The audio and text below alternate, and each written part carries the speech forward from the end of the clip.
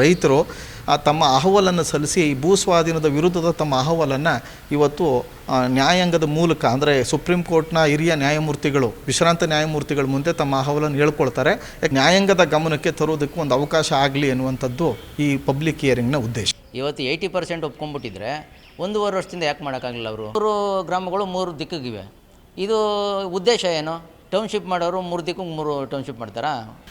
ಸಂಯುಕ್ತ ಹೋರಾಟ ಕರ್ನಾಟಕ ಮತ್ತು ಬೈರಮಂಗಲ ಕಂಚಕರ್ನಹಳ್ಳಿ ಭೂ ಹಿತರಕ್ಷಣಾ ಸಂಘ, ಗ್ರಾಮ ಪಂಚಾಯತಿ ವ್ಯಾಪ್ತಿಗಳ ಭೂ ಹಿತರಕ್ಷಣಾ ಸಂಘ ಎರಡೂ ಜಂಟಿಯಾಗಿ ಜುಲೈ 11ನೇ ತಾರೀಕು ಬೈರಮಂಗಲ ವೃತ್ತದಲ್ಲಿ ಒಂದು ಬೃಹತ್ ಪಬ್ಲಿಕ್ ಹಿಯರಿಂಗ್ ಕಾರ್ಯಕ್ರಮವನ್ನು ಹಮ್ಮಿಕೊಂಡಿದೆ. ಈ ಪಬ್ಲಿಕ್ ಹಿಯರಿಂಗ್ ಕಾರ್ಯಕ್ರಮದಲ್ಲಿ ಸುಪ್ರೀಂ ಕೋರ್ಟ್ನ ವಿಶ್ರಾಂತ ನ್ಯಾಯಮೂರ್ತಿಗಳಾದಂಥ ಹಿರಿಯ ನ್ಯಾಯಮೂರ್ತಿಗಳಾದಂಥ ಜಸ್ಟಿಸ್ ವಿ ಗೋಪಾಲಗೌಡರವರು ಇದರಲ್ಲಿ ಪಬ್ಲಿಕ್ ಹಿಯರಿಂಗ್ನ ನಡೆಸ್ಕೊಡ್ತಾ ಇದ್ದಾರೆ.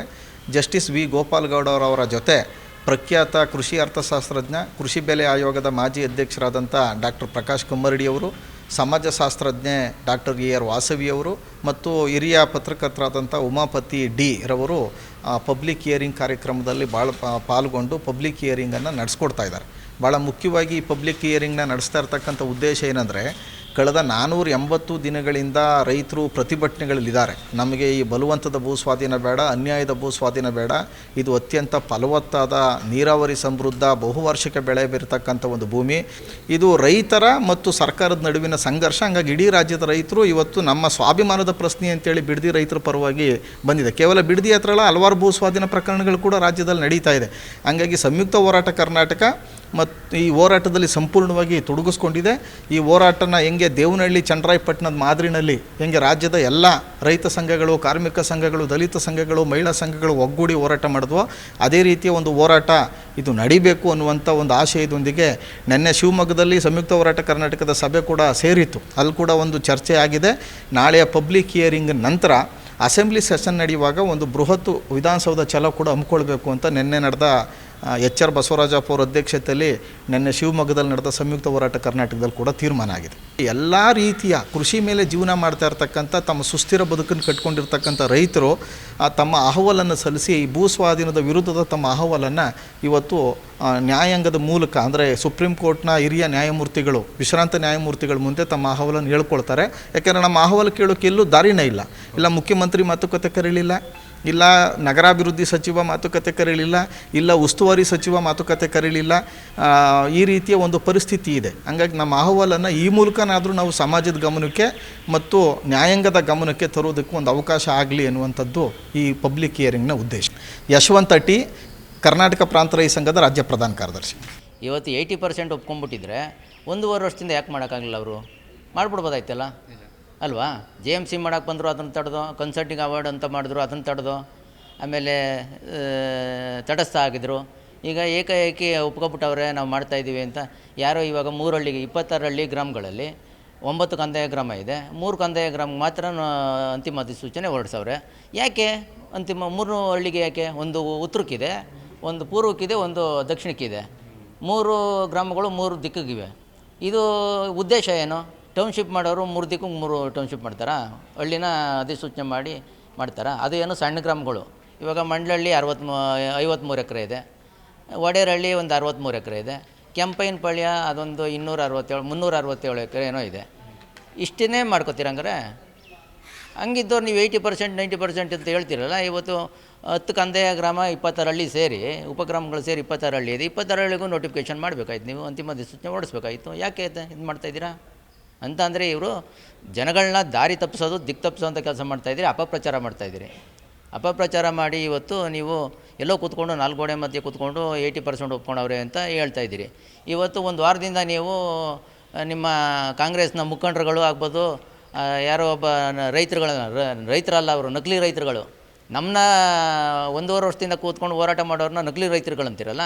ನೀವಲ್ಲಿ 1.5 ವರ್ಷದಿಂದ ಏನು ಮಾಡ್ತಾಯಿದ್ದೀರಿ? ಇವತ್ತು ಒಂದು ವಾರದಿಂದ ಸ್ಟಾರ್ಟ್ ಮಾಡ್ಕೊಂಡಿದ್ದೀರಲ್ಲ ಪೆಂಡಲ್ ಹಾಕೊಂಡು. ನೀವು ನಕಲಿ ರೈತರುಗಳು.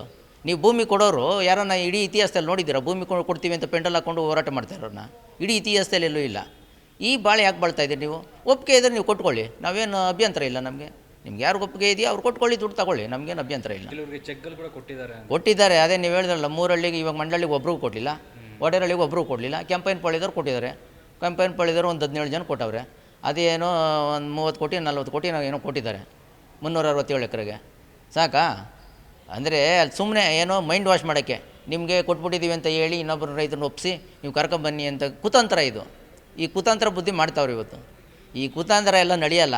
ನಾವು ಮುಂದೆ ಇವತ್ತು ಪ್ರೆಸ್ ಮೀಟ್ ಮಾಡ್ದಿರೋ ಕೇಳಿದ್ರಲ್ಲ, ಇವತ್ತು ಪ್ರೆಸ್ ಮೀಟ್ ಕರೆದಿರೋ ಉದ್ದೇಶ ಮುಂದೆ ಏನು ರೂಪುರೇಷೆ ಮಾಡಬೇಕು. ಇವತ್ತು ಸೆಷನ್ ಸ್ಟಾರ್ಟ್ ಆಯ್ತದಲ್ಲ, ಸೆಷನ್ ಸ್ಟಾರ್ಟ್ ಆದಮೇಲೆ ನಾವು ಅಲ್ಲಿಂದ ನಾವು ಸಾವಿರಾರು ಸಂಖ್ಯೆಯಲ್ಲಿ ಒಂದು 5,000 10,000 ಜನಸಂಖ್ಯೆ ಇಡೀ ಕರ್ನಾಟಕ ರಾಜ್ಯ ರೈತ ಸಂಘ ಮತ್ತು ಹಸಿರು ಸೇನೆ ಏನಿದೆ, ದಲಿತ ಸಂಘಟನೆ ಏನಿದೆ, ಕಾರ್ಮಿಕ ಸಂಘಟನೆ ಏನಿದೆ, ಎಲ್ಲ ಸಂಘಟನೆಯರು ಸೇರಿ ಸಾವಿರಾರು ಸಂಖ್ಯೆಯಲ್ಲಿ ನಾವು ವಿಧಾನಸೌಧ ಮುತ್ತಿಗೆ ಹಾಕುವಂಥ ಕೆಲಸ ಮಾಡ್ತೀವಿ ಅಂತ ಒಂದು ಡೇಟು ಮತ್ತು ನಿಗದಿ ಮಾಡೋಕ್ಕೆ ಒಂದು ಈ ಸಭೆಯನ್ನು ಕೂಡ ಕರೆದಿದ್ದು ಇವತ್ತು ಉದ್ದೇಶ. ನಾಗರಾಜ್ ಮಂಡಲಳ್ಳಿ ಅಂದ್ಬಿಟ್ಟು ಬೈರ್ಮಂಗಲ ಕಂಚುಕರ್ನಹಳ್ಳಿ ಭೂ ಹಿತರಕ್ಷಣಾ ಸಂಘದ ಖಜಾಂಚಿ. ಅದ್ರ ಜೊತೆಗೆ ಇವತ್ತು ನೀರು, ಇವತ್ತು ಬೆಂಗಳೂರೆಲ್ಲ ಕಾಂಕ್ರೀಟ್ಮಯ ಆಗಿದೆ. ಕಾಂಕ್ರೀಟಲ್ಲಿ ಇವತ್ತು ನಾನೊಂದು ಅಪಾರ್ಟ್ಮೆಂಟಲ್ಲೂ ಕೂಡ ಇದ್ದೀನಿ, ಬೆಂಗಳೂರಲ್ಲಿ ಬಿಡದಿಯಲ್ಲೂ ಇದ್ದೀನಿ ಮಕ್ಳಿಗೋಸ್ಕರ. ಸೊ ಪ್ರತಿದಿನ ನಮ್ಮ ಅಪಾರ್ಟ್ಮೆಂಟಲ್ಲಿ 3 ಬೋರ್ಗಳನ್ನ ತರಿಸ್ತಾರೆ, ಇನ್ನೂ ಡೀಪಾಗಿ ಹೋಗ್ತಾಯಿದ್ರೆ. ಯಾಕೆಂದರೆ ಅಂತರ್ಜಲ ಇಲ್ಲ, ಕಾಂಕ್ರೀಟ್ನಲ್ಲಿ ನೀರೆಲ್ಲ ಬಿದ್ದು ಕೊಚ್ಕೊಂಡು ಹೋಗ್ತದೆ. ಇವತ್ತು ಬೆಂಗಳೂರು ಅಕ್ಕಪಕ್ಕದಲ್ಲಿರುವಂಥ ಭೂಮಿಗಳು ಅಲ್ಲಿ ನೀರು ಇಂಗೋದಕ್ಕೆ ಅವಕಾಶ ಇದೆ. ಆ ಅವಕಾಶ ಇರೋದ್ರಿಂದ ಈಗ ಬೆಂಗಳೂರಿಗೆ ಅಟ್ಲೀಸ್ಟ್ ಕುಡಿಯೋಕ್ಕಾದರೂ ಸ್ವಲ್ಪ ಸಾವಿರಾರು ಅಡಿಗೆ ನೀರು ಸಿಗ್ತಾಯಿದೆ. ಅಲ್ಲೂ ಕೂಡ ಕಾಂಕ್ರೀಟ್ಮಯ ಮಾಡಿದಾಗ ಬೆಂಗಳೂರಿಗೆ ನೀರಲ್ಲಿ ಸಿಗ್ತದೆ, ಮತ್ತು ನಮ್ಗೆ ನೀರಲ್ಲಿ ಸಿಗ್ತದೆ, ಮತ್ತು ಆಹಾರ ಎಲ್ಲಿ ಸಿಗ್ತದೆ ನಮಗೆ. ನಾವಿವತ್ತು ಕೃಷಿನಲ್ಲಿ ನಾವು ತುಂಬ ನೀರಾವರಿ ಭೂಮಿ ಇರೋದ್ರಿಂದ ಅಚ್ಚುಕಟ್ಟಾಗಿ ಬೆಳೀತಾ ಇದ್ದೀವಿ. ರೇಷ್ಮೆ ಬೆಳೀತಾ ಇದ್ದೀವಿ, ಹಾಲಿದೆ, ತೆಂಗಿದೆ, ತರಕಾರಿಗಳಿದೆ. ಸೊ ಎಲ್ಲರೂ ಕೂಡ ಸುಭಿಕ್ಷವಾಗಿರುವಾಗ ಇವತ್ತು ಐ ಟಿ ಬಿ ಟಿಗಳಲ್ಲಿ ಕೆಲಸ ಮಾಡ್ತಾ ಇರೋಂಥ ದೇಶ ವಿದೇಶಗಳಲ್ಲಿ ಇವತ್ತು ಕೆಲಸ ಮಾಡ್ತಾ ಇರೋಂಥರು ಸೊ ಇವತ್ತು ಕೆಲಸನ ಕಳ್ಕೊಂಡು ಇವತ್ತು ಅಪ್ಪ ಅಮ್ಮ ಇರುವಂಥ ಆಸ್ತಿಗಳಲ್ಲಿ ಬಂತು ಇವತ್ತು ವ್ಯವಸಾಯ ಮಾಡಿಕೊಂಡು ಇವತ್ತು ಹೈನುಗಾರಿಕೆ ಮಾಡ್ತಾಯಿದ್ದಾರೆ, ತೋಟಗಾರಿಕೆ ಮಾಡ್ತಾಯಿದ್ದಾರೆ, ಇವತ್ತು ನೆಮ್ಮದಿಯಾಗಿದ್ದಾರೆ.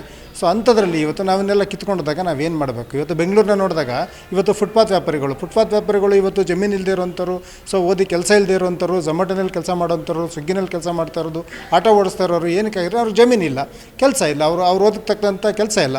ಸೊ ಅವ್ರಿಗೇನೆ ಇವತ್ತು ಫುಟ್ಪಾತ್ ವ್ಯಾಪಾರಿಗಳು ಕೂಡ ಫುಟ್ಪಾತಲ್ಲಿ ವ್ಯಾಪಾರ ಮಾಡೋಕ್ಕಾಗದೆ ಹೊರಗಡೆ ಹೋಗ್ತಾ ಇದ್ದಾರೆ ಅಂದರೆ ಸೊ ಈಗ ರೈತರನ್ನು ಕೂತ್ಕೊಂಡ್ರೆ ಈಗ ಏನಾಗ್ಬೋದು, ಇವರ ದೃಷ್ಟಿ ಏನು, ಮುಂದಿನ ಜೀವನ ಯಾವ ರೀತಿಯಲ್ಲಿ ಆಗ್ಬೋದು ಅನ್ನೋದ್ರ ಬಗ್ಗೆ ಎಲ್ಲ ಚಿಂತನೆ ಇದೆ. ಹಾಗಾಗಿ ಈ ಹೋರಾಟವನ್ನು ನಾವು ತುಂಬ ಪ್ರಬಲವಾಗಿ ಮಾಡ್ತಾಯಿದ್ದೀವಿ. ನಾನು ಕಳೆದ ವರ್ಷವೇ ಒಂದು ಸ್ಪೀಚ್ನ ಮಾಡಿದ್ದೆ ಇವತ್ತು.